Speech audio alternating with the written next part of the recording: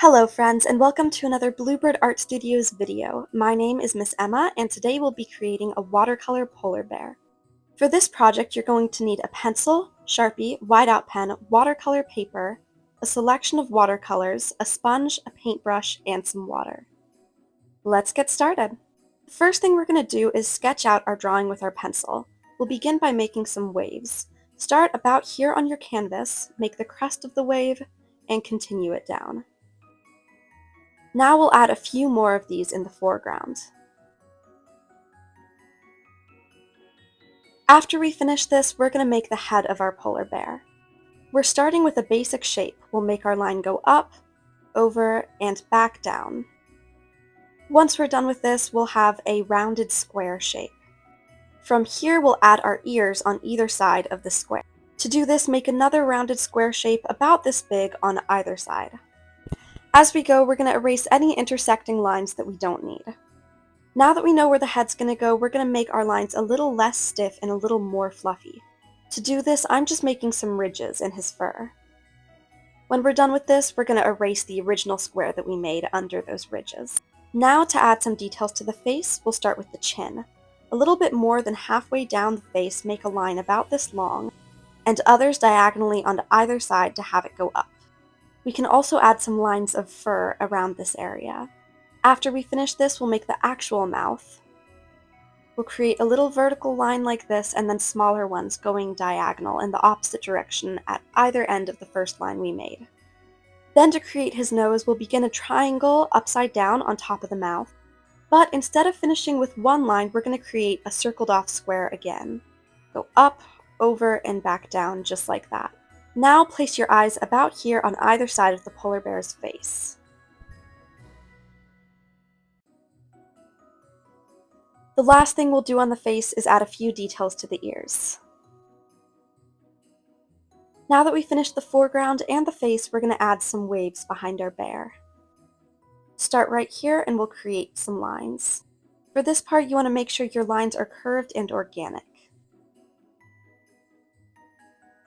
After we've made a few lines on either side of the polar bear, we're going to make some glaciers and ice blocks. We'll make these lines a little more rigid so that they look like ice.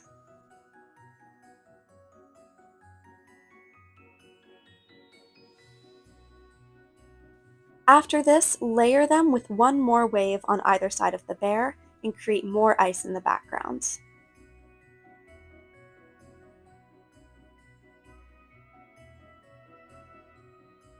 Before we move on to our Sharpie, we're going to create some bubbles. I'll add one right here and a smaller one above it.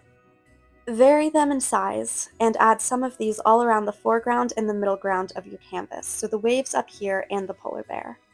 After this, erase any intersecting lines you have. Now we're going to move on to our Sharpie. For this project, try to find a Sharpie with a sharp tip so that we can make some of the lines thicker and some thinner. We'll begin with our foreground again. Make sure you pay attention to where you've placed the bubbles so you don't run a Sharpie through them.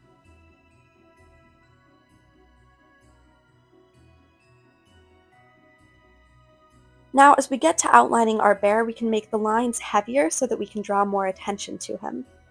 You can even use short lines to make it look like your outline is furry.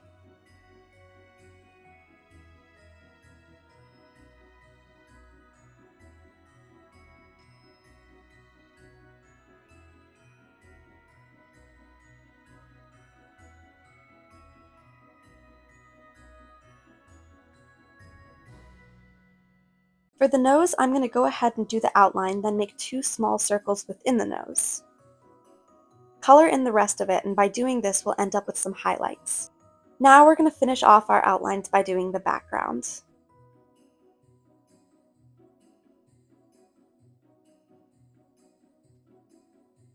Try your best to keep these lines thinner than the others we've made. If you're struggling to do this, you can also use a pen.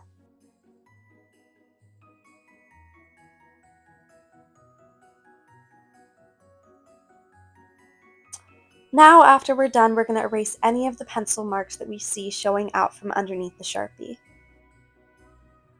Now we're done with the drawing portion of this, and we're going to move on to our watercolors. We're going to take our watercolor brush and do the water, water, sponge, sponge method, just to make sure that we have enough water to mix our paints. Let's start with some blue and bring that to the top of our mixing palette. Then, after washing my brush, I'm going to add a little bit of green into that blue. Once we're happy with our color, we are going to move this paint to this area of the drawing.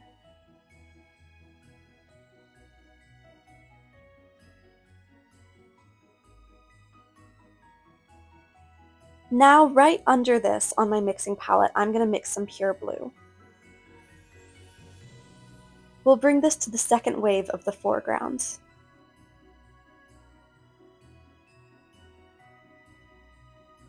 Be sure not to go over any of the Sharpie lines, especially between the areas that you've already painted. That way we can prevent any mixing of the colors. Now right here on the mixing palette, I'm going to bring a lighter blue-green color. We'll add this to the third wave of our foreground. We're going to try to be extra careful around the bubbles that we've drawn whenever we're painting. Now let's paint the waves in our middle ground. Go back to the first color that you've mixed and you can use that to do the next wave.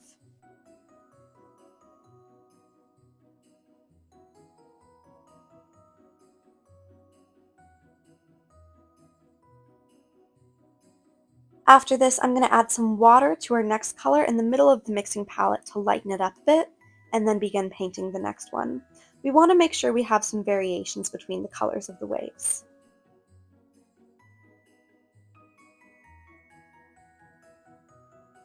Now I'm going to switch to the bottom color of our mixing palette and continue coloring in these background waves.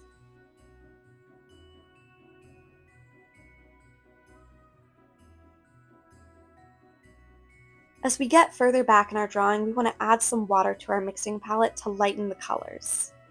This can help make them look further away. We'll also use very light blues to color in our glaciers. Now I'm going to make a light pure blue, and since most of our foreground is dry now, we can go ahead and color in some of these bubbles.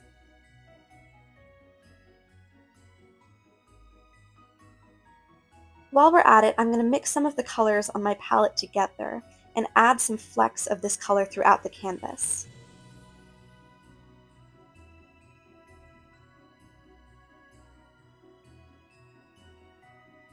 For doing this, we'll just lightly dab our brush over the waves we've already created. We can even add some of these spots onto our polar bear.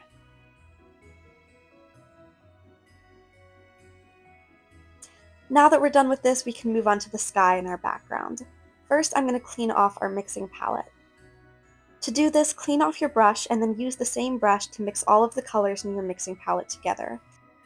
After mixing, you can use your sponge and slide it right down your palette. Now we'll make some pure blue with a touch of purple. Mix with water until you have enough paint to cover the sky.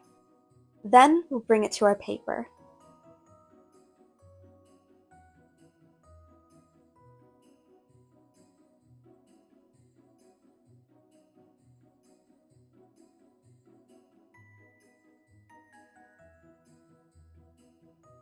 After we're done with this, we're going to let our paint dry.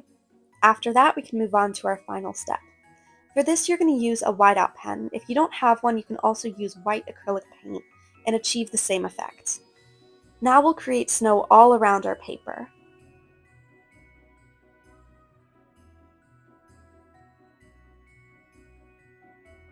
You're going to want to make these pieces of snow varied in size and randomly spread out.